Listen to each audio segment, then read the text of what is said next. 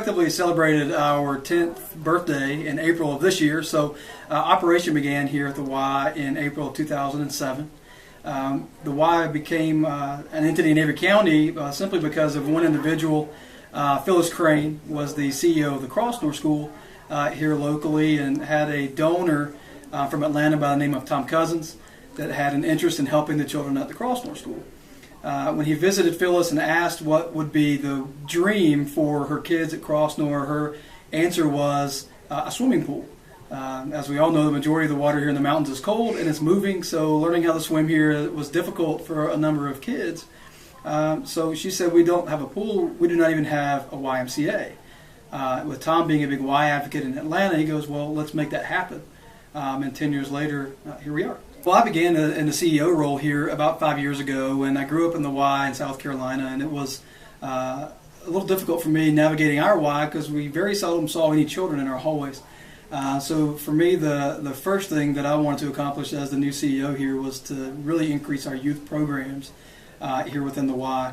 We just received a $1.2 million grant from the federal government and have been able to make summer camp, after school, out of school care essentially free for kids within Avery County. Along with the growth in youth programs, we also have a number of facilities. One will be changing and two will be additional. The Chapman Center has served as essentially a wedding venue, reception venue, meeting venue for the past 5 years, and we're hoping to be able to really make that facility what it's meant to be. In the next 6 to 12 months, we'll be raising just about $200,000 to make that facility a full-blown teen center, and completely renovate a field down there, and be able to play soccer, flag football, what have you. But also just a free service to our community. We know that a number of our middle school kids go home and they're not being watched by anyone, so we need them in a safe, caring, learning environment when they're receiving enrichment programs for academics, but they can also be active and supervised at the same time. So that's a big change that's going to be coming here soon. Along with the addition of the John Blackburn Indoor Athletic Facility in the Paul and Susie O'Connell Fieldhouse. By November, we'll have 2 new gymnasiums.